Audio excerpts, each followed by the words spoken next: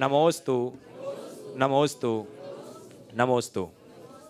आइएगा, आज के इस सत्र का प्रारंभ कुछ ऑनलाइन प्रश्नों के माध्यम से करेंगे और उसके लिए मैं आगे के सत्र के संचालन के लिए बड़े ही विनयपूर्वक पूज्य क्षुल्लक श्री स्वरूप सागर जी महाराज श्री के चरणों में निवेदन कर रहा हूं कि हे गुरुदेव, शंका समाधान के सत्र को आगे संचालित करें। मुनि श्री के चरणों में बारंबार नमोस्तु। प्रथम ऑनलाइन प्रश्न के रूप में दीपेश जैन हाँ भोपाल से प्रश्न कर रहे हैं महाराज श्री कि मैं बीकॉम फर्स्ट ईयर का छात्र हूं। इनका प्रश्न है कि जब हम संयम से रहने का प्रयास करते हैं तो घर वाले हमारा विरोध क्यों करते हैं? घर वाले इसलिए विरोध करते हैं कि उनको डर लगता है। घर वाले ये चाहते तो है कि हमारा बच्चा सुधर जाए, पर इतना नहीं चाहते कि इतना सुधर जाए कि संत बन जाए। एक सज्जन मेरे पास आते थे अक्सर, कुछ दिन से उनको आने में विलम्ब होने लगा। एक दिन काफ़ी विलम्ब से आए। मैंने पूछा क्या बात है भाई, आज इतने विलम्ब से क्यों आए? बोले महाराज नई जनरेशन का प्रभाव। न्यू जनरेशन का प्रभाव? बोले क्या प्रभाव? बोला मेरे बच्चे के कारण लेट हो गया। बोले बच्चे के कारण लेट हो गया, क्या हो गया? वो आना नहीं चाहता था क्या? नहीं महाराज जी, वो आने की जिद कर रहा था, प्रवचन में आने की जिद कर रहा था। बोले ले आते। बोले महाराज ले कैसे आते? मैंने सोचा आप इतने पावरफुल है, कहीं चक्कर में पड़ जाए तो एक ही बैठा है क्या हो। अब ऐसों को क्या कहेंगे? ये दोहरापन है, निष्ठा की दुर्बलता है। आप चाहते हैं कि सच में जीवन अच्छा बने तो हमें खुद अच्छाई का अनुसरण करना चाहिए और अच्छाई के लिए प्रोत्साहित भी करना चाहिए। हम लोग बातें अच्छे की करते हैं पर आचरण अच्छा नहीं करते। हमारी निष्ठा अच्छाई पर नहीं है। हम बुराई के कार्यों को बहुत अच्छे से गले लगाते हैं, स्वीकार करते हैं और उनका तुरंत अनुकरण भी करना शुरू कर देते हैं। ये दोहरापन जब तक जीवन में दूर नहीं होगा तब तक इस तरह की विसंगतियाँ खड़ी रहेगी। भूमिका जी नागपुर से नमोस्तु पूर्वक प्रश्न कर रही है महाराज श्री कि अगर ऐसा लगे कि जिंदगी बस काट रहे हैं तो क्या करें? ऐसा लगे कि जिंदगी बस काट रहे हैं तो बस ये देख लो, तय कर लो कि अब काटना नहीं है, कर्म को और काटना है, केवल जिंदगी को नहीं काटना। बहुत कम लोग हैं जिनको ऐसा लगता है कि हम जिंदगी को काट रहे हैं, बाकी तो जी लेते हैं और उनको यही पता नहीं रहता कि हम क्यों जी रहे, कैसे जी रहे। काश हमको इतना भी एहसास हो जाए कि हम जीवन काट रहे हैं तो फिर बार बार विचार करें कि ये मनुष्य जीवन हमें किस लिए मिला। अपने जीवन और उसके उद्देश्य को जब मनुष्य अपने सामने रख कर चलता है तो ये सारी बातें दूर होने लगती है और जीवन में सहजता और सुगमता आने लगती। धन्य कुमार जैन पटेरा दमोह से नमोस्तु पूर्वक प्रश्न कर रहे हैं महाराज श्री कि प्रभु राम जब इस धरती पर थे तो संतों की चरण वंदना करते थे, पर आज संत प्रभु राम के मंदिर में उनकी मूर्ति की पूजा करते हैं, इसमें क्या रहस्य है? देखिए, बहुत अच्छा सवाल है। प्रभु राम जब धरती पर विचरण करते थे तो संतों की वंदना करते थे। अब संत प्रभु राम की मूर्ति की वंदना कर रहे हैं। आपने रहस्य पूछा है। देखिए, रामचंद्र जी जब इस धरती पर विचरण किए तो एक मर्यादा पुरुषोत्तम के रूप में किए और उन्होंने इस बात को पूरे विश्व में प्रकट किया कि संत का स्थान भगवंत के समान है। सत्संग को उन्होंने बहुत उत्तम कहा और ये कहा, तात स्वर्ग अपवर्ग सुख धरी तुला एक अंग, मिल न सके इन सकल जो सुख लो सत्संग। तो एक तरफ स्वर्ग और अपवर्ग का सुख है और दूसरी ओर सत्संग का सुख है। तो सत्संग का सुख बड़ा प्रगाढ़ होता है, सत्संग की महिमा है। संत कृपा बिन नहीं हरि कृपा, हरि कृपा संत की कृपा के बिना ही नहीं होती। तो ये बात है और इसी बात के प्रमाण स्वरूप उन्होंने संतों की वंदना की। लेकिन संत भी अपने मूल आदर्श की ही आराधना करते हैं और वो राम बाहर को एक व्यक्ति के रूप में नहीं है। राम हमारे भीतर की परिणति के रूप में है, जो हमारे भीतर की वृत्ति है। उस वृत्ति स्वरूप राम जो सब में समाहित है वही हमारे भीतर का परमात्मा है। उसकी वंदना तो संत भी करते हैं। संतों का ध्येय वही परम ब्रह्म है जो अपने भीतर राम रूप है।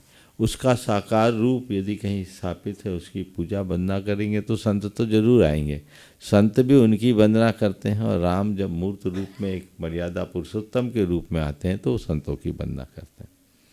हिताक्षी जन जयपुर से नमोस्तु पूर्वक पूछ रही है महाराज श्री कि हम बच्चों एवं बड़ों लोगों को अपने जैन धर्म के बारे में अच्छे से समझने और उनके संदेशों को सब तक पहुंचाने के लिए किन किताबों से शुरुआत करनी चाहिए? जैन धर्म को अच्छे से समझने के लिए और अपने बच्चों को अच्छे से समझाने के लिए सबसे पहले जैन धर्म और दर्शन पढ़िए।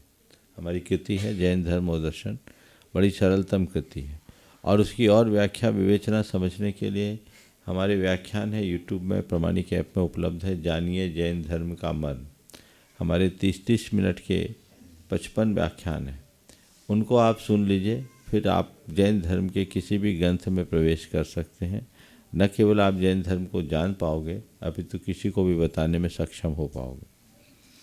करिश्मा जी जैन वडोदरा से नमोस्तपूर्वक पूछ रहे हैं महाराज जी कि जब रात को नींद ना आए तो क्या करना चाहिए? मैं रात को 10 बजे सोना चाहती हूँ लेकिन 4 बजे तक नींद नहीं आती। नमोकार जपने लोगों नींद आने लगेगी, समझ गए। और जिनको अनिद्रा की बीमारी है वो 2 काम करे, भावना योग करे, नमोकार मंत्र का लेखन शुरू कर दें। यदि ऐसा करेंगे तो निश्चित उनको लाभ मिलेगा। ओम। सुभाष जी चौधरी जोधपुर से नमोस्तपूर्वक पूछ रहे हैं महाराज जी कि किसी की सफलता या विफलता को पिछले जन्मों के कर्मों से जोड़ना क्या सही है या गलत? देखिए, सफलता और विफलता को पिछले जन्मों के कर्मों से जोड़ना सर्वथा ठीक नहीं है। किसी अपेक्षा विशेष पे कोई जोड़े तो बात अलग है, लेकिन कई बार हम सफलता और विफलता के मायने बदल देते हैं। कोई व्यक्ति किसी एक क्षेत्र में आगे बढ़ गया तो उसे सफल मान लिया जाता है और दूसरे क्षेत्र में उसको विफल। यह अवधारणा ठीक नहीं है।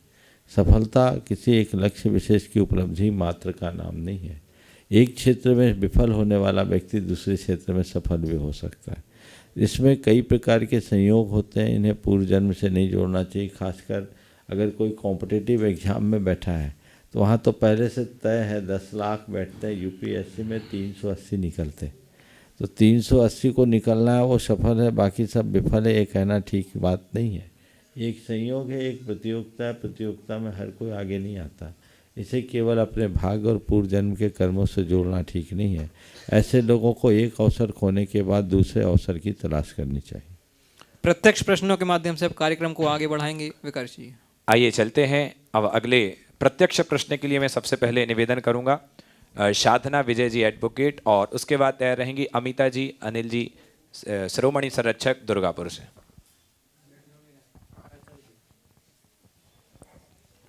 जल्दी।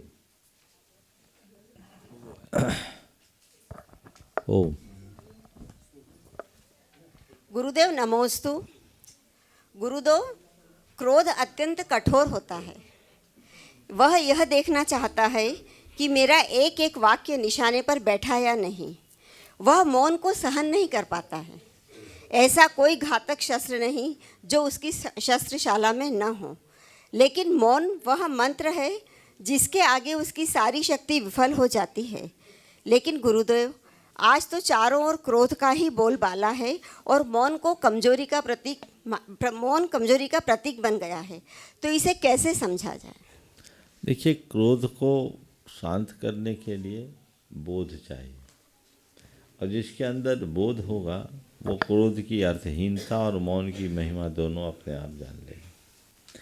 जो लोग क्रोध करते हैं उन्हें इस बात का एहसास है कि कई बार कई ऐसे लोगों से पाला पड़ता है जिनका व्यवहार हमें अच्छा नहीं लगता, फिर भी उन्हें चुपचाप सहना पड़ता है, चुपचाप सुनते हैं। दफ्तर में कोई उच्चाधिकारी अपने सबॉर्डिनेट को झाड़ पिलाता है, वो चुपचाप सुन लेता है। जी। क्यों सुन लिया? ऐसी कटुक्तियों को क्यों सहन कर रहे हैं? ओ, तुम बैठ जाओ इधर आके, शांत।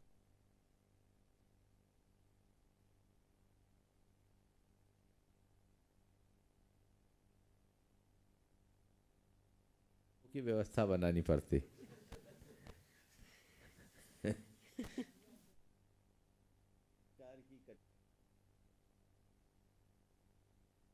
सह लेता है, क्यों? इसलिए कि यहाँ गुस्सा करना ठीक बात नहीं है। अगर ऐसा करेंगे तो पूरा कैरियर चौपट हो जाएगा। जी। जहाँ बोध होता है वहाँ क्रोध नहीं होता। जी। और फिर उस घड़ी में ऐसा लगता है कि इसका जवाब देना भी ठीक नहीं है, जवाब देंगे तो उलझ जाएंगे, मौन रहने में ही फायदा है। तो उसे मौन की महिमा का भी पता लग जाता है। जब व्यक्ति को अपनी स्थिति का और अपने अवस्था का एहसास होने लगे तो उसके मन में अपने आप मौन भी आता है और क्रोध शून्य स्थिति। जी गुरुदेव। अगले प्रश्न के लिए श्रीमती अमिता जी अनिल जी दुर्गापुर, और उसके बाद तैयार रहेंगी रितु जैन इंदौर मध्य प्रदेश से। नमोस्तु गुरुदेव, इच्छामि गुरुदेव। गुरुदेव, पंच कल्याणक महोत्सव मनाया जाता है। गुरुदेव, पंच कल्याणक महोत्सव मनाया जाता है तो हम सभी निसंदेह हमारा ये सौभाग्य होता है कि हम उसमें पात्र बनते हैं और बहुत आनंद भी उसमें आता है, लगता है हम उसी पात्र को जी रहे हैं। तो गुरुदेव, यहाँ मेरा प्रश्न, ये शंका है मेरी कि अक्सर लोग कहते हैं आप कुबेर बन गए हैं, आप माता पिता बने हैं, तो निश्चित ही किसी जन्म में आप तीर्थंकर के माता पिता बनेंगे या कुबेर बनेंगे, तो ये कितना सही है? ये लोगों की सद्भावना है। ऐसा करने वाला यथार्थ में बने ये कोई ज़रूरी नहीं है, लेकिन उसे बनने में कोई संशय भी नहीं, वो बन सकता है यदि उस भाव दशा में कोई व्यक्ति जीता है, साथ ही से पुण्य का बंध करता है, और अच्छे कार्य के लिए हमें अनुमोदना भी करनी चाहिए, उसे उत्साहित भी करना चाहिए। जी, नमोस्तु रितु गुरुदेव। जैन नमोस्तु। इंदौर मध्य प्रदेश से, और उसके बाद तैयार रहेंगे हरीश चंद जी विमला जी सागर से, पूज्य छुल्लक श्री स्वरूप सागर जी महाराज जी के जनक जननी गृहस्थ अवस्था का। नमोस्तु महाराज जी। महाराज जी, मनोकामना पूर्ण करने के लिए कई बार हम मन्नत लेते हैं, और दूसरा कई बार हम संकल्प लेते हैं कि जब तक हमारा ये कार्य नहीं हो जाता तब तक हमारा इस वस्तु का त्याग है। तो इन दोनों में क्या अंतर है और ऐसा करना कितना सही है? देखिए, मन्नत और संकल्प दोनों जुदी जुदी चीज़ें हैं। मन्नत मनाना एक बहुत बड़ी दुर्बलता है, ये तो एक प्रकार से रिश्वत है। भगवान हमारे एक काम पूरा करा दो, हम ऐसा कर लेंगे, ये मन्नत है। मन्नतें मनाने से अगर काम हो जाता तो लोग मन्नतें ही मनाते, दूसरे पुरुषार्थ क्यों करते? इसलिए इस तरह की मन्नत मानने की प्रवृत्ति ठीक नहीं है। लेकिन मैं कोई अच्छा कार्य करने के लिए संकल्पित हूँ और ये काम पूरा होने के बाद मैं ये कार्य करूँगा, ये एक संकल्प है। संकल्प हमारे आत्मविश्वास को जगाता है, बढ़ाता है, आगे बढ़ने का अवसर प्रदान करता है। तो संकल्प से हम अपने आप को जोड़ सकते हैं। नमोस्तु महाराज। हरीश चंद जी बिमला जी सागर से, और उसके बाद तैयार रहेंगे एनएल चौधरी जयपुर से, गुणायतन ट्रस्टी। नमस्ते महाराज जी, इच्छामि महाराज जी। महाराज जी, कल 17 जनवरी का दिन था, और सभी को पता है कि आज से 18 साल पहले बड़े बाबा कुंडलपुर के नवीन परिसर में विराजित हुए थे। महाराज जी, उसके बारे में थोड़ा सा। अब तो देखो, बहुत पुरानी कहानी हो गई, थोड़ा ताज़ा हो जाएगा। आप तो भव्य जिनालय में विराजमान हो गए, आज कहने का अवसर उसके लिए नहीं है। लेकिन हमारे परम पूज्य गुरुदेव की दूरदृष्टि का प्रतिफल है। उन्होंने ये उपक्रम करके समाज को जो योगदान दिया है, इसे कभी भुलाया नहीं जा सकता। आज विश्व का एक श्रेष्ठतम जिनालय बड़े बाबा के मंदिर के रूप में हो गया है, जो आज देखकर हर किसी का हृदय श्रद्धा से नतमस्तक होता है। नमस्ते। एनएल चौधरी जयपुर से, और उसके बाद तैयार रहेंगी नीतू तुलसियान कलकत्ता से। नमस्ते महाराज। ओ मैं महाराज श्री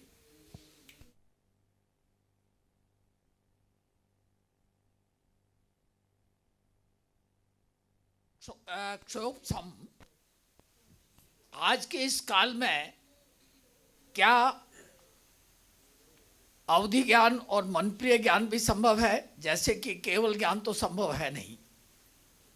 मना पर ज्ञान तो नहीं हो सकता। अवधि ज्ञान का पंचम काल में निषेध नहीं हो सकता है। पंचम काल के आखिरी समय में जो मुनि होंगे उनको तो नियमतः अवधि ज्ञान हो सकता है। अगले प्रश्न के लिए नीतू जी तुलसियान कलकत्ता से, और उसके बाद तैयार रहेंगे आकाश जैन व्यावर से। नमोस्तु महाराज जी। महाराज जी, मैं कलकत्ते से हूँ। महाराज जी, मैं रोज़ देव दर्शन करती हूँ। अग्रवाल समाज की बेटी हूँ, लेकिन शादी वैष्णव मत में हो चुकी है। तो महाराज जी, मैं रोज़ देव दर्शन करने जाती हूँ, लेकिन कभी कभी किसी कारणवश अगर मंदिर नहीं जा पाती हूँ तो घर वाले सब बोलते तुम बेतुका विकल्प कर रही हो, तो ये तुम्हारा पागलपन है। तो महाराज जी, ये मेरा पागलपन है या सही है? ये उनके इस कमेंट को विनम्रता से सुन लेना ही हमारी समझदारी है। आकाश जैन व्यावर से, और उसके बाद अपना काम करो, वो जो बोलते हैं बोलने दो, है ना। चलिए, आकाश जैन व्यावर, उसके बाद तैयार रहेंगी मुन्नी जैन वर्गी डैम से। नमोस्तु महाराज। कॉन्फिडेंस से सक्सेस डायरेक्टली रिलेटेड है। कॉन्फिडेंस, ओवर कॉन्फिडेंस से सक्सेस इन्वर्सली रिलेटेड है। तो अपन कॉन्फिडेंस और ओवर कॉन्फिडेंस के बीच में अपने अंदर ही कैसे लकीर खींचे? बहुत अच्छा सवाल है। कॉन्फिडेंस और ओवर कॉन्फिडेंस के बीच की लकीर कैसे खींचे? देखिए, कोई भी काम करो तो मैं कर लूँगा और मुझे करना है, मैं कर सकता हूँ, हम कैपेबल है, ये हमारे अंदर के आत्मविश्वास का द्योतक है। लेकिन उसके साथ उसकी योग्य तैयारी करना, उसकी संभावनाओं को तलाशना।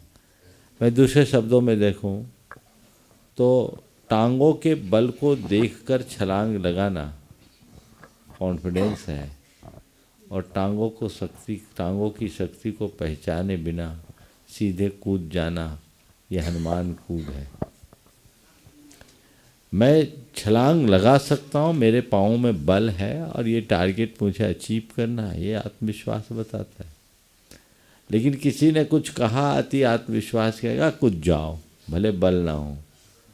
तो चीज़ों को, जमीनी हकीकत को समझते हुए जीवन को आगे बढ़ाना आत्मविश्वास है, और केवल दुस्वप्न देखकर आगे बढ़ना अति आत्मविश्वास है। इससे बचना चाहिए। मुन्नी जैन बरगी डैम से, और उसके बाद तैयार रहेंगे निखिल सेठी इंदौर मध्य प्रदेश। इच्छा में महाराज जी 1 दिन का शांति विधान होता है, 3 दिन का शांति विधान होता है और 16 दिन का, इन सब में क्या अंतर है? ये तो अनुष्ठान है, जितने दिन का कर सको करो। 16 दिन के पखवाड़े में 16 दिन का होता है, 1 दिन भी कर लो तो अच्छा, हम तो करें जिंदगी भर करो और अच्छा है। आइए निखिल सेठी इंदौर मध्य प्रदेश से, और उसके बाद तैयार रहेंगे अंजू जैन कोलकाता। नमस्ते महाराज। महाराज जी मेरा प्रश्न है कि सामायिक के समय अपन सामायिक पाठ नहीं पढ़ के आपका भावना योग करें तो वो भी सामायिक ही कहलाएगी? बिल्कुल, भावना योग को आप सामायिक के रूप में प्रयोग में ले सकते हैं, और व्रतियों वाला भावना योग तो पूरी तरह सामायिक ही। नमस्ते जी। अगले प्रश्न के लिए अंजू जैन कोलकाता से, और उसके बाद तैयार रहेंगे NL जैन साहब, कोषाध्यक्ष गुणायतन।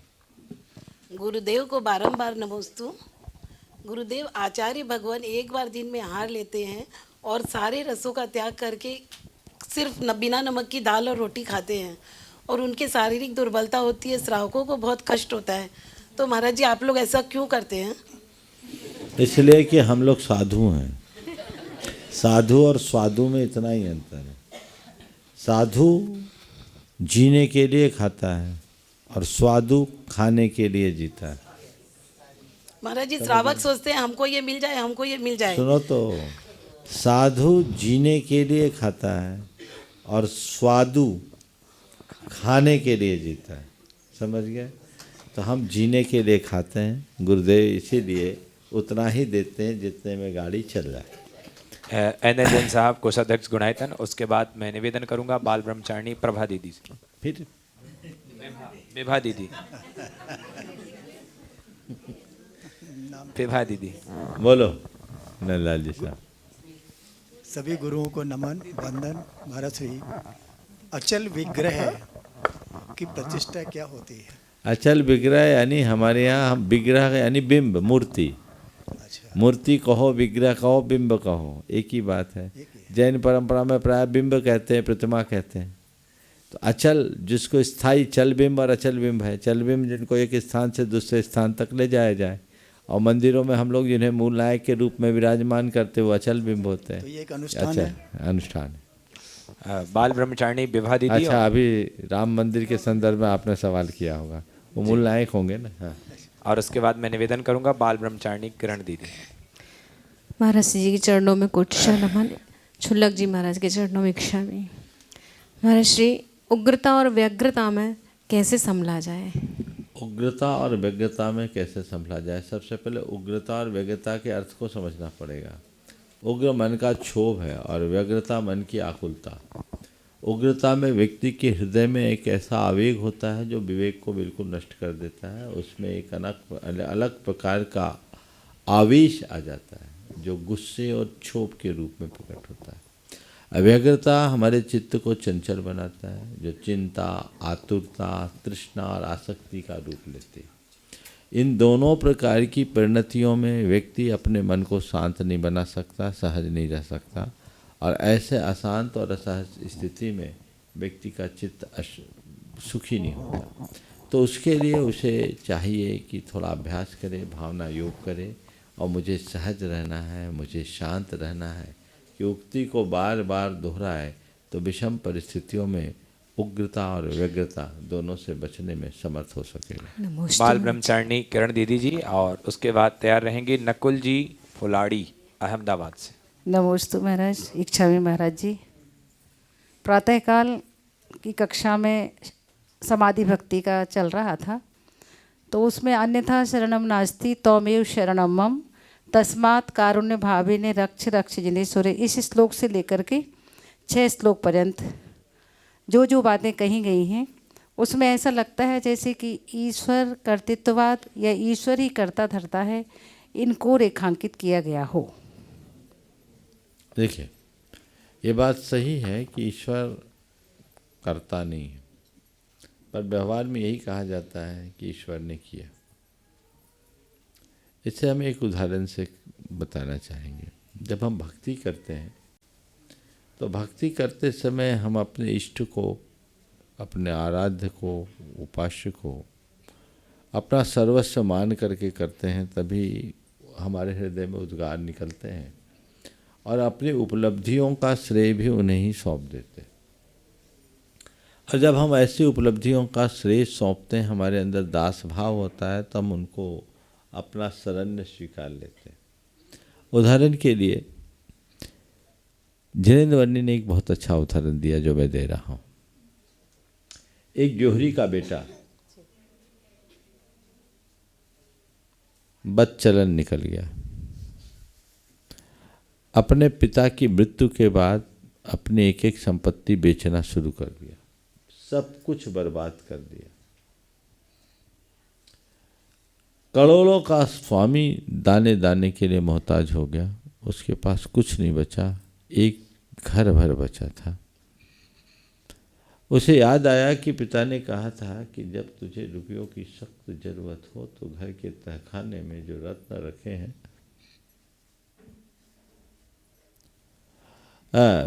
उसको लगा कि अब कुछ नहीं बचा है, क्या करे।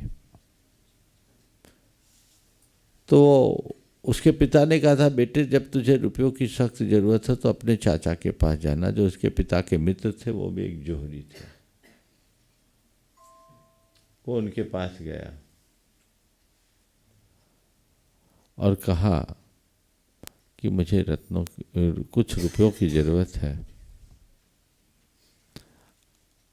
आप मुझे सहयोग कीजिए। चाचा ने कहा, अरे बेटा तू आज भी करोड़ों का स्वामी है, तू करोड़पति होकर मुझसे सहायता मांगने के लिए आया है, तो क्यों परेशान होता है? जा अपने घर का दक्षिणी कोना खोद। अरे छोटा सा घर है चाचा, सब मिट गया, उसे भी खोद दूंगा, घर रह जाएगा, रहूंगा क्या? मैं कह रहा हूं जा तो अपना दक्षिण कोना खोद। मरता क्या नहीं करता, गया खोदा, 2 हाथ नहीं खोदा, खन्न की आवाज आई, देखा तो वहाँ हंडे भरे थे, आंखें चौंधी आ गई, ये तो रत्नों का ढेर लगा है। अरे चचा चलो, चाचा चलो, आप संभालो अपनी निधि, आपने तो मुझे निहाल कर दिया, आपने तो माला माल कर दिया, मैं धन्य हो गया हूँ, सब आपकी कृपा है। यदि अन्य घरों के साथ इस घर को भी बेच दिया होता तो मैं तो कंगाल था, आपने मुझे माला माल कर दिया, आपने मुझे निहाल कर दिया, आपकी जय हो, धन्य हो, आप तो मेरे तारनहार हो, आपने मुझे धन्य धन्य कर दिया। ये उद्गार निकलेंगे कि नहीं? क्या उसके चाचा ने उसको कोई रतन दिया कि केवल रतन है इसका बोध कराया? तो परमात्मा हमें कुछ देते नहीं, पर मेरे भीतर वह अक्षय निधि इसका बोध करा देते हैं, और उसी भाव बोध से हमारे हृदय में निकलते हैं और हम व्यवहार में उनकी भक्ति करते हैं। अगले प्रश्न के लिए नकुल जी फुलाड़ी अमरावती से, और उसके बाद तैयार रहेंगे विनोद जी गड़ा जबलपुर मध्य प्रदेश से। भावनायुक्त प्रणेता प्रमाण सागर जी महाराज जी के चरणों में नमोस्तु एवं सभी शुल्लक जियों के चरणों में इच्छामि। महाराज जी, एक आचार्य ऋषि पे जो गीत लिखा था मराठी में, जिसका विमोचन शिरपुर में हुआ था, उसका ही हिंदी मैंने किया है। उसकी अनुमति अगर आप देते हैं तो 4 लाइन में। मराठी बोलो। मराठी बोलूं? केवल 4 लाइन। हिंदी में ठीक, मराठी बोलता हूँ।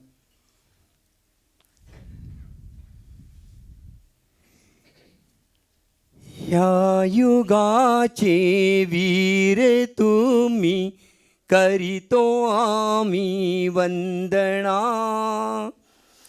अंतरी मम तू दिसावा, हीच आमची प्रार्थना. विद्यासागर नाम तुमचे, विश्ववंद्य तव साधना. उत्थान व्हावे भारताचे, झिजले समशील चंदना. जन्म सार्थक केले तुम्ही, दूर करिता अंधकार. मूक माटी बोलली ती, भाव ठेवा निर्विकार. ज्ञान सूर्य तुम्हास म्हणती, संस्कृत तुमची विद्वत्ता. प्राकृत तुमचे अंगोपांगी, समय सारात गुणवत्ता. ओ बस हो गया. महाराज जी, इस पे एक सवाल छोटा सा, कि एक गीत जब पूजा के माध्यम से अमरावती में आचार्य जी के समक्ष मैंने गाया और शिरपुर में उसका संगीतमय विमोचन हुआ, तब मेरे आंखों से जो अश्रुधारा निकल रही थी और मैं भावविभोर होकर आचार्य जी के मुख की तरफ देख रहा था और आचार्य जी मेरे तरफ देख रहे थे, जब तब मेरा मन जो भावविभोर हो गया था और भावनात्मक हो गया था, तो वो क्या सम्यक दर्शन ही मेरे मन में उसकी ये अनुभूति मानते तो मुझको सम्यक दर्शन मान के चलो, आगे चलो. चलेगा. अगले एक बार इनकी रचना के लिए जोरदार करते हैं. चलो अगले प्रश्न के लिए विनोद जी खड़ा जबलपुर से, और उसके बाद मैं निवेदन करूंगा परम आदरणीय पंडित श्री सिद्धार्थ जी शतना. पूज्य श्री के चरणों में बारंबार नमोस्तु नमोस्तु नमोस्तु. छुल्लक महाराज को इच्छामी इच्छामी. महाराज श्री आदि पुराण में आदि पुराण पढ़ रहा था, तो चक्रवर्ती तो सब ज्ञान के धारी थे भरत, पर उनने ब्राह्मणों की उत्पत्ति करके, वो मेरी बात समझ में नहीं आ पा रही महाराज जी. वो कैसे की उसमें अपना जैन धर्म का ह्रास भी होता है और ये समाज का कलयुग का प्रभाव है. उनने क्षत्रिय, वैश्य और शुद्र 3 वर्ण के साथ वृत्तियों को छाटकर एक चौथा वर्ण स्थापित किया. ये काल का प्रभाव था. अगले प्रश्न के लिए पंडित श्री सिद्धार्थ जी सतना, और उसके बाद तैयार रहेंगे अजित जी सागर. परम पूज्य मुनिश्री के चरणों में बारंबार नमोस्तु नमोस्तु. छुल्लक जी के चरणों में क्षामी. हे गुरुवर, आपका एक सूत्र है, उसको हम बहुत दिनों से देख रहे हैं. आप हमेशा कहते हैं परिस्थितियाँ कैसी भी हों, लेकिन मनस्थितियाँ अपनी ठीक हो तो सब कुछ व्यवस्थित होता है. ये प्रश्न हम आपको जब बिहार में कटनी से बनारस तक साथ चले, तो हम देखते थे ये आप प्रश्न खाली ये सूत्र कहते नहीं थे, सूत्र में जीते थे, सूत्र में जीते थे. कई बार ऐसा हुआ, हमने घर में चर्चा भी की. देखो महाराज जी आज कह रहे थे, आज चौके पे गए थे, क्या परिस्थिति थी, लेकिन मनस्थिति बहुत थी. ये हम लोग भी कोशिश कर रहे हैं इसका अनुपालन करने की, लेकिन वह उतरता नहीं है.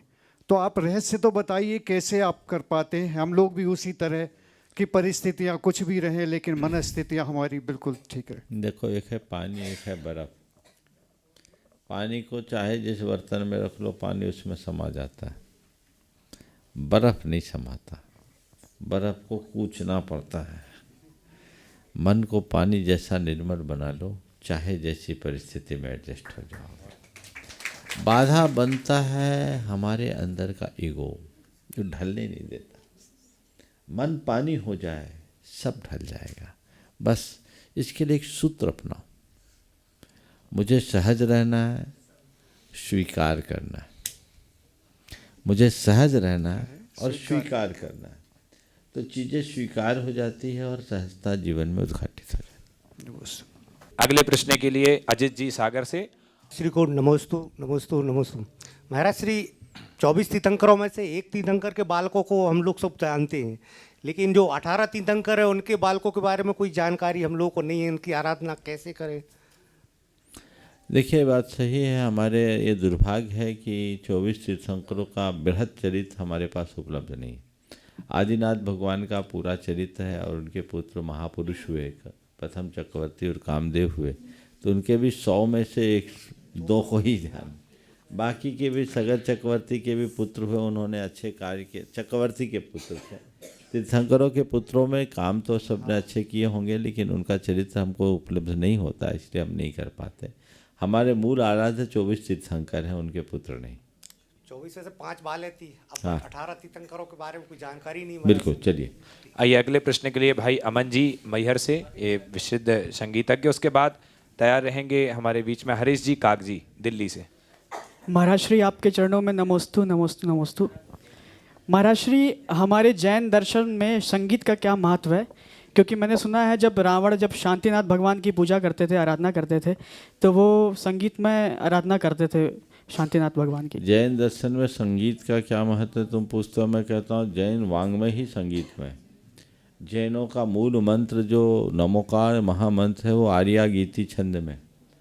हमारे समय सार आदि संपूर्ण ग्रंथ गाथाबद्ध हैं, वो संगीतबद्ध है। तो छंद से जीवन में एक अनुशासन आता है। तो संगीत में तो हमारी संस्कृति है, पर वो संगीत गुरुदेव कहते हैं संगीत में उसे मानता हूँ जो संगातीत होता है, और प्रीत में उसे मानता हूँ जो अंगातीत होता है।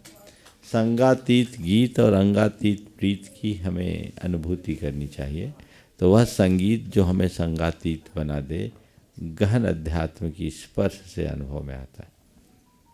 अगले प्रश्न के लिए हरीश जी कागजी, और उसके बाद तैयार रहेंगे पंडित रमेश चंद जी लांबा खो बूंदी राजस्थान से। मेरे श्रद्धेय गुरुवर महाराज के चरणों में मेरे परिवार का मन चंचका से नमस्तु नमस्तु नमस्तु। मेरे चंदन, हम जब चंदन का अर्घ चढ़ाते हैं पूजा में चंदन का अर्घ चढ़ाते हैं, तो चंदन में ओम बोलो। नमस्ते भाई जी। बोलो बोलो भाई जी, अब चंदन का अर्घ चढ़ाते हैं पूजा में हम, तो चंदन में केसर भी कई बार मिला लेते हैं। तो अर्घ चढ़ाते हुए हम बोलते हैं शीतलता का बोले, तो चंदन की देखिए, केसर से चंदन नहीं बनाना चाहिए, ये गलत परंपरा है। चंदन के लिए तो चंदन का ही प्रयोग करना चाहिए, चंदन के मूठे का। केसर का उपयोग केवल स्वस्तिक के अंकन के लिए और पुष्पों को रंगने के लिए, बाकी केसर चंदन के लिए उपयुक्त कतई नहीं है। अभी आप लोगों का प्रमाद है, चंदन शीतलता करे और केसर करे गर्मी। जी जी, तो अंतर है ना। तो चंदन ही लगाना चाहिए, चंदन का प्रयोग चंदन करिए, चंदन से उसके बड़े लाभ हैं। जब शरीर में दाह हो और चंदन लगाओ तो देखो कैसे होता है, तो बहुत शांति और शीतलता आती है। इसलिए चंदन के प्रयोग में चंदन कीजिए, और केसर का जहाँ प्रयोग करना हो वहाँ केसर के। नमस्ते भाई, नमस्ते। रमेश जी लांबा खो बूंदी राजस्थान से, और उसके बाद तैयार रहेंगे संजीव जैन जी। नमस्ते गुरुवर। गुरुवर, मेरा प्रश्न ये है, जिनवाणी में ये आया है कि भेद ज्ञान के बिना जितना भी चारित्र है वो सब निसार है। तो जो चारित्र लिया गया उसका भविष्य में कोई फल मिलेगा या ना मिलेगा? अगर उसके पास भेद विज्ञान है तो पूरा ही मिलेगा। नहीं, भेद ज्ञान के बिना जो लिया बताओ, तुम चिट्ठी बहुत बढ़िया लिखो जी, सोने की शाही से जी, लिफाफा भी शानदार है, पोस्ट कर दो, और पता न लिखो तो कहाँ पहुँचेगा? नहीं पहुँचेगा। भारतीय डाकतार विभाग में चक्कर खाता रहेगा जी। तो पता तो होना चाहिए ना। स्वरूप बोध के बिना हमारी साधना सफल नहीं होती, इसलिए हमें स्वरूप बोध तो करना ही चाहिए। जी बात। अगले प्रश्न के लिए संजीव जी जयपुर से, उसके बाद तैयार रहेंगे विनय जी तुलसियान कलकत्ता। नमस्ते गुरुवर। गुरुवर, मिथ्यात्व के ऊपर एक प्रश्न है। मिथ्यात्व, जैसे कि अपने उल्टी मान्यता का नाम मिथ्यात्व है। मिथ्यात्व में ग्रहित मिथ्यात्व पे एक उदाहरण सामने आया पढ़ते समय कि हमें मालूम है कि अश्लील पिक्चर देखना, किसी अश्लील पिक्चर देखना वह तो बुरा है ही, लेकिन उससे ज़्यादा बुरा है कि रामायण या महाभारत को देखना। तो ये किस तरह का उदाहरण? देखिए, ये जो उदाहरण दिया है, जिनने भी दिया, जिस दृष्टि से दिया, उसको उस दृष्टि से देखना चाहिए। हमारे यहाँ चित्त को कलुषित करने वाले श्रुति को पढ़ने का नाम दुष्श्रुति है। हमें सम्यक मार्ग को जानना चाहिए, सम्यक मार्ग को देखना चाहिए। चलिए, अगले प्रश्न के लिए विनय जी तुलसियान और उसके बाद तैयार रहेंगे सीए सोनू जैन कोलकाता से। नमस्ते महाराज। तैयार रहेंगे। महाराज श्री, मेरा एक प्रश्न है। जैसे कोई बच्चा चार्टर्ड अकाउंटेंट का पढ़ाई कर रहा है और सीए बनने के बाद में यदि वो नौकरी ज्वाइन करता है कोई कंपनी की, जैसे कि वो सिगरेट बनाती है, मल्टीनेशनल कंपनी, या फिर समझिए शराब चमड़ा आदि वगैरह का कोई व्यवसायिक कंपनी है, या कोई बैंकिंग सेक्टर में काम करता है जहाँ पर कसाई का पैसा आ रहा है कि 2 नंबरी का पैसा आ रहा है, अपने को तो पता नहीं है, या फिर समझिए कंस्ट्रक्शन या गाड़ी मैन्युफैक्चरिंग कंपनी के में जॉब करता है जहाँ पर जीव हत्या होती है, तो वो करे तो क्या करे, किसका?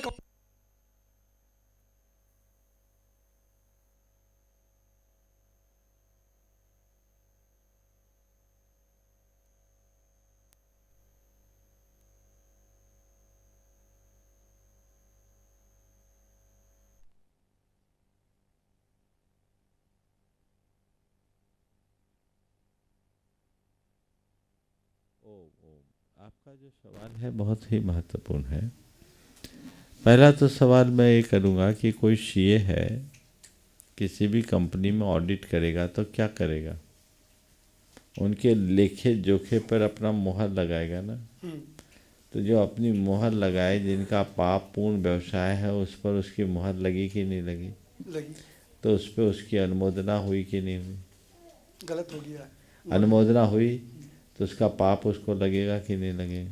लगेगा। इसलिए सर्विस सेक्टर में कोई भी, चाहे सीए हो या अन्य कोई, उसे काम हाथ में लेने से पूरी ये विचार करना चाहिए कि मैं क्या कर रहा हूँ। मेरे संपर्क में एक चार्टर्ड अकाउंटेंट है, बहुत सीनियर चार्टर्ड अकाउंटेंट है। आज से करीब 15 साल पहले का एक वाकया उनने बताया। एक बड़ी कंपनी में वो काम करते थे, उसका पूरा ऑडिट करते थे। उस कंपनी ने पोल्ट्री फार्म खोल ली। जैसे पोल्ट्री फार्म खोली, उनने कहा कि मैं आपकी कंपनी में काम नहीं कर सकता। कंपनी वाले ने कहा उस यूनिट को छोड़कर बाकी काम करो। बोले नहीं, जिस कंपनी में पोल्ट्री फार्म चलती है उसका पैसा भी मैं नहीं ले सकता। ये पाप का पैसा है, मेरे संस्कारों में नहीं। मैं भूखे रहने को तैयार हूँ, लेकिन ऐसा पैसा नहीं लूँगा। लोगों ने बहुत कहा, उसने भी कहा, क्योंकि विश्वास पात्र था और वर्षों से बहुत अच्छा काम करे, तो उनने इनकार किया, सो कर दिया। लाखों रुपए का नुकसान भी उसको था, क्योंकि बहुत अच्छी प्रैक्टिस थी उसके साथ। उन्होंने इनकार कर दिया। मन में बड़ा संतोष था। बाद में बताया, महाराज जी मैंने एक कंपनी छोड़ी, मुझे 4 कंपनी मिल गई, बिजनेस का भी ग्रोथ हो गया, पर ग्रोथ हो उसकी मुझे खुशी नहीं, मुझे इस बात की खुशी है कि मैं पापों से बच गया। तो मैं समझता हूँ कोई भी काम करो तो इसको देख के करना चाहिए, हम किसका काम करें। हिंसा तो सब व्यवसाय में, पर व्यवसाय में हिंसा और हिंसा का व्यवसाय दोनों में अंतर है। व्यवसाय में हिंसा क्षम्य है, पर हिंसा का व्यवसाय कतई स्वीकार्य नहीं, ये ध्यान रखना। अगले प्रश्न के लिए सीए सोनू जैन कलकत्ता से और उसके बाद तैयार रहेंगी शांता गंगवाल औरंगाबाद। गुरुवर के चरणों में त्रैवार नमोस्तु। गुरुवर, पार्श्वनाथ भगवान जो तद्भव मोक्षगामी जीव, जिनको कमठ का जीव ने उपसर्ग किया, मतलब कर्म तभी भी उनके सामने आए। तो गुरुवर, जो अविपाक कर्मों की निर्जरा है, कहते हैं तप से निर्जरा, तो हम 6 बहिरंग और 6 अंतरंग तप है, तो ऐसा कौन सा तप करे कि हमारे अविपाक कर्मों की निर्जरा बहुत शीघ्र हो जाए? गुरुवर, पार्श्वनाथ भगवान के आदर्श को अपना लो, सब निर्जरा ही निर्जरा होंगे। पार्श्वनाथ भगवान हारे नहीं, जीते हैं। 10 भाव तक कर्म पीछा करता रहा, लेकिन फिर भी उनने उसको भोगा। उनके कर्म इसी रूप में जाने थे, ये निमित्त था उनके। अगर हम 10 भाव का इतिहास पढ़ते हैं, रिकॉर्ड देखते हैं, तो ऐसा कोई रिकॉर्ड नहीं है जिसमें उनने कोई गलत किया। 10 भाव में कोई गलती उनकी नहीं है, लेकिन फिर भी 10 भाव में उनको कर्म ने फेरा। ये संयोग था। कैसा भी संयोग हो, यदि हमारा उपयोग ठीक है तो सब ठीक है। कुसुम शाह शांता गंगवाल औरंगाबाद से और उसके बाद कुसुम शाह सूरत गुजरात। नमस्ते गुरुदेव, नमस्ते गुरुदेव, नमस्ते गुरुदेव। महाराज जी मेरा एक प्रश्न है। औरंगाबाद में बोलो, इधर उधर बोलो, महाराष्ट्र में बोलो, सब भगवान जी चमत्कारिक है, और राजस्थान में भी चमत्कार जी भगवान जी। फिर ऐसी चोरी क्यों होते हैं? सोने की मूर्ति बोलो, कौन सी मूर्ति बोलो, और दान पेटी बोलो, सब चोर लेके चलते हैं। और बाहर भी सीसी कैमरे लगाए रहते हैं, और वॉचमैन भी सब बैठे हुए रहते हैं। फिर चोरी क्यों होती? और अतिशयकारी ये भगवान जी चमत्कार है। नहीं, पैसों की चमक का प्रभाव। अतिशयकारी भगवान जी फिर चमत्कार क्यों नहीं बताते भगवान जी? जो चोर जाता वहाँ पे वो एक पकना बना, एक तो आंधा तर भी करने वाला भगवान ने। वो चमत्कार कौन से काल में? फिर पंचम काल में नहीं तो कौन से काल में होंगे? मैं तो ऐसा कहता हूँ, ऐसा काम ही नहीं करो कि चोरों की नीयत खराब हो जाए। ऐसा काम करो कि चोरों का हृदय परिवर्तित हो जाए। ओम। चलिए नमस्ते गुरुदेव, नमस्ते। अगले प्रश्न के लिए कुसुम शाह सूरत गुजरात से, और उसके बाद तैयार रहेंगे संजय कुमार जैन कलकत्ता।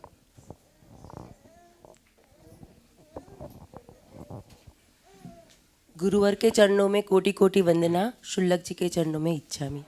गुरुवर, मेरा प्रश्न है कि मैं प्रजापिता ब्रह्मा कुमारी शिवानी दीदी को बार बार सुनती हूँ और मुझे बहुत रस आता है और खो जाती हूँ। मतलब ऐसा लगता है कि आत्मा परमात्मा जो वो बताते हैं कि परमात्मा एक ही होता है, ज्योतिर्बिंदु, और मतलब वो एक पॉइंट ऑफ लाइट एनर्जी है हमारे शरीर में, बस उसी को पूजो। तो उसका क्या है मतलब? मुझे कुछ कभी कंफ्यूज हो जाती हूँ मैं। ये दार्शनिक अवधारणाएं हैं अलग अलग। जैन धर्म की दृष्टि से इस तरह का कोई एक अनादि सिद्ध परमात्मा नहीं।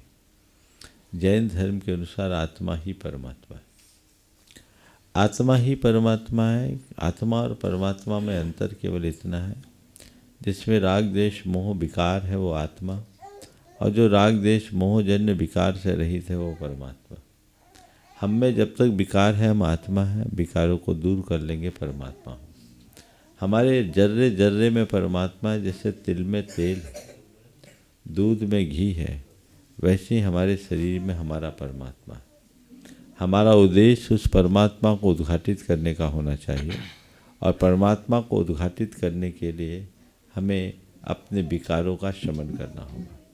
जैसे दूध को दही जमा कर मंथन करके नवनीत निकाला जाता है, उसका घी बनता है, वैसे ही आत्मा के अंतर मंथन से हम अपने भीतर के परमात्मा को निकाल सकते हैं। जब तक हम अपने दोषों, दुर्बलताओं और दुर्गुणों को दूर नहीं करेंगे, हमारे दुखों का अंत नहीं होगा, हम अपने परमात्मा को प्राप्त नहीं कर सकेंगे। तो हमारा लक्ष्य उन सारे विकारों का शमन हो। जब विकारों का शमन होगा तो हम सीधे परमात्मा पने को प्राप्त कर देंगे। उसी का नाम है सिद्धि। सिद्धि क्या है? सात्वों उपलब्धि, अपनी आत्मा की परिपूर्ण उपलब्धि का नाम ही सिद्धि। तो हम उस आत्मा को समझें। जब आप जैन दर्शन को ठीक तरीके से समझिएगा तो ये बातें आपको बहुत सहज ग्राह्य होगी। जो आत्मा का मूर्त स्वरूप उसे समझें। हम बिंदु रूप में देख रहे हैं वो तो मूर्त है, आत्मा अमूर्त है, उसका केवल एहसास हो सकता है। बाकी जीवन मूल्यों की बातें कहीं से भी सुनो, अच्छी बातें हैं, जिससे आध्यात्मिक प्रेरणा मिले वो बातें अच्छी हैं, लेकिन दर्शन उसके पीछे क्या है ये हमें समझना चाहिए। हम एक आत्मा है जो अनादि से इस संसार में भटकते चले आ रहे हैं, जन्म मृत्यु के चक्र में फंसे हुए हैं। इस जन्म मृत्यु के चक्र को अभेदन करने के लिए हमें उसे जानना होगा, भेद विज्ञान करना होगा। मैं देह नहीं चेतन आत्मा हूँ। शरीर और आत्मा की भिन्नता का एहसास करने के बाद जब हम त्याग, तप, संयम, आराधना के बल पर अपने विकारों का पूर्ण शमन करेंगे, परमात्मा को उद्घाटित कर सकेंगे। अगले प्रश्न के लिए संजय कुमार जैन कलकत्ता से। गुरुदेव जी के चरणों में नमस्तु। गुरुदेव जी, मेरा प्रश्न ये था कि मैंने अपने बच्चों के मन के शांति के लिए हमें क्या करना चाहिए। जैसे बच्चों से कोई प्रश्न करें तो हमेशा अगर निगेटिव रिएक्शन मिले, अपोजिट, तो उस समय हमें बच्चे कोई भी प्रश्न करे तो बच्चों के प्रश्न को पहले तो प्रसन्नता से सुनना चाहिए। उनका मुंह बंद करने की जगह उन्हें तार्किक उत्तर देके उनके प्रश्न को शांत करना चाहिए। बच्चों को प्राय या तो झुड़क दिया जाता है, टाल दिया जाता है, या उनका मुंह बंद कर दिया जाता है। ऐसे बच्चे फिर अभी तो मुंह बंद कर लेंगे, बाद में वो आपका मुंह बंद कर देंगे, आपकी बोलती बंद हो जाएगी। उससे बचिए। उनको तार्किक तरीके से अपनी बात समझाइए। अगर वो बातें उनको समझ में आने लगेगी तो चीज़ें अपने आप घटित होगी और सब कुछ ठीक होगा। आइए अब चलते हैं बंधुओं पूज्य आचार्य भगवंत के। ओम मैं ही बता रहा हूँ। आगे के इस सत्र को आगे बढ़ाने से पूर्व जैसा कि कल भी मैंने कहा था, परम पूज्य गुरुदेव का स्वास्थ्य प्राप्त समाचारों के अनुसार अभी अनुकूल नहीं चल रहा है। हम सब के लिए उनका स्वस्थ रहना एक बहुत बड़ी ज़रूरत है, बहुत बड़ा आलम्बन है। यद्यपि वे परम योगी हैं, साधु हैं, उनके लिए इन सब चीज़ों का कोई फ़र्क नहीं पड़ता, लेकिन हमारे लिए बहुत फ़र्क है। इसलिए हम सब चाहेंगे कि जिनके आशीर्वाद से सारे संसार का उद्धार होता है, हम आप सब लोग अपना सारे दुख दर्द का निवारण उनके चरणों में जाकर करते, कुछ भी हो तो उनके आशीर्वाद से ही अपने आप को धन्य और कृतार्थ महसूस करते हैं। आज उनके शरीर में यदि कोई अस्वस्थता आई है तो हमें चाहिए कि हम ऐसी प्रार्थना करें कि वो जल्दी स्वस्थ हो जाए, पूर्ण स्वस्थ हो, और उनकी ये वरदानी छाया हम सबको दीर्घ काल तक मिलते रहे। इस भाव से हम आगे के सत्र के लिए आज 27 बार जाप करेंगे। हम बोलेंगे, आप सब दोहराएंगे। ये जाप आप सबको करना है, और अलग से भी प्रत्येक व्यक्ति एक एक माला जरूर फेरे, मंदिरों में पूजा प्रार्थना करे कि वे शीघ्र पूर्णतः स्वस्थ हों। ओम ओम ह्रीं अर्हं श्री पार्श्वनाथ जिनेन्द्राय नमो नमः। ओम ह्रीं अर्हं श्री पार्श्वनाथ जिनेन्द्राय नमो नमः। ओम ह्रीं अर्हं श्री पार्श्वनाथ जिनेन्द्राय नमो नमः। ओम ह्रीं अर्हं श्री पार्श्वनाथ जिनेन्द्राय नमो नमः। ओम ह्रीं अर्हं श्री पार्श्वनाथ जिनेन्द्राय नमो नमः। ओम ह्रीं अर्हं श्री पार्श्वनाथ जिनेन्द्राय नमो नमः। ओम ह्रीं अर्हं श्री पार्श्वनाथ जिनेन्द्राय नमो नमः। ओम ह्रीं अर्हं श्री पार्श्वनाथ जिनेन्द्राय नमो नमः। ओम ह्रीं अर्हं श्री पार्श्वनाथ जिनेन्द्राय नमो नमः। ओम ह्रीं अर्हं श्री पार्श्वनाथ जिनेन्द्राय नमो नमः।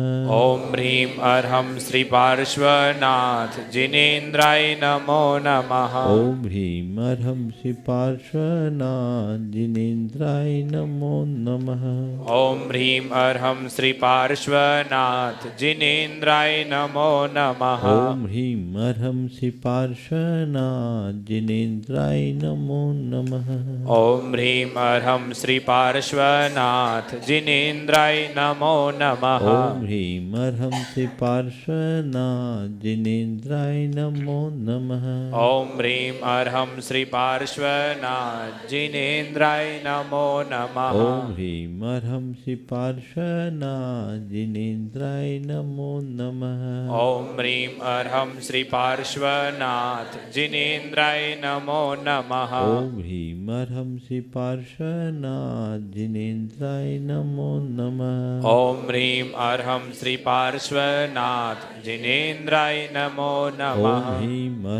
पार्श्वनाथ जिनेन्द्राय नमो नमः। ओम ह्रीं अर्हं श्री पार्श्वनाथ जिनेन्द्राय नमो नमः। ओम ह्रीं अर्हं श्री पार्श्वनाथ जिनेन्द्राय नमो नमः। ओम ह्रीं अर्हं श्री पार्श्वनाथ जिनेन्द्राय नमो नमः। ओम ह्रीं अर्हं श्री पार्श्वनाथ जिनेन्द्राय नमो नमः।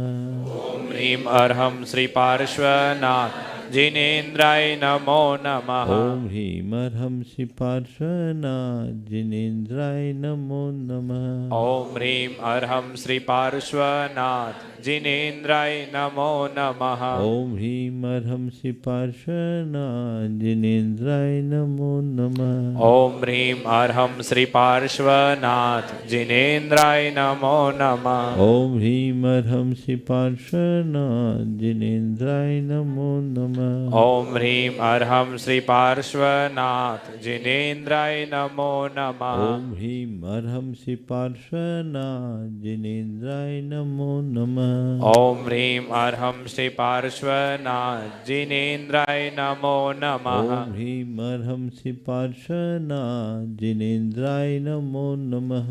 ओम ह्रीं अर्हं श्री पार्श्वनाथ जिनेन्द्राय नमो नमः। ओम ह्रीं अर्हं श्री पार्श्वनाथ जिनेन्द्राय नमो नमः। ओम ह्रीं अर्हं श्री पार्श्वनाथ जिनेन्द्राय नमो नमः। ओम ह्रीं अर्हं श्री पार्श्वनाथ जिनेन्द्राय नमो नमः। ओम ह्रीं अर्हं श्री पार्श्वनाथ जिनेन्द्राय नमो नमः। ओम ह्रीं अर्हं श्री पार्श्वनाथ जिनेन्द्राय नमो नमः। ओम ह्रीं अर्हं श्री पार्श्वनाथ जिनेन्द्राय नमो नमः। ओम ह्रीं अर्हं श्री पार्श्वनाथ जिनेन्द्राय नमो नमः। ओम ह्रीं अर्हं श्री पार्श्वनाथ जिनेन्द्राय नमो नमः। ओम ह्रीं अर्हं श्री पार्श्वनाथ जिनेन्द्राय नमो नमः। ओम ह्रीं अर्हं श्री पार्श्वनाथ जिनेन्द्राय नमो नमः। ओम ह्रीं अर्हं श्री पार्श्वनाथ जिनेन्द्राय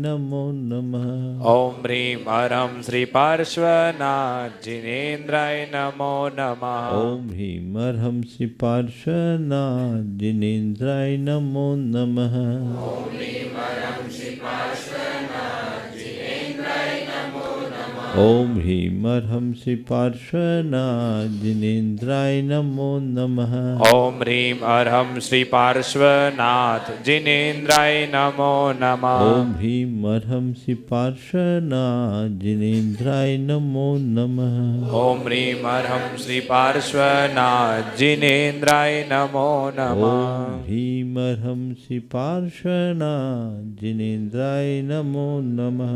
ओम ह्रीं अर्हं श्री पार्श्वनाथ जिनेन्द्राय नमो नमः। जय बोलो परम पूज्य आचार्य गुरुवर श्री विद्यासागर जी महाराज की।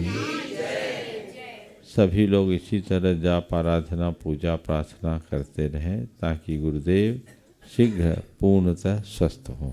बोलिए परम पूज्य आचार्य गुरुवर श्री विद्यासागर।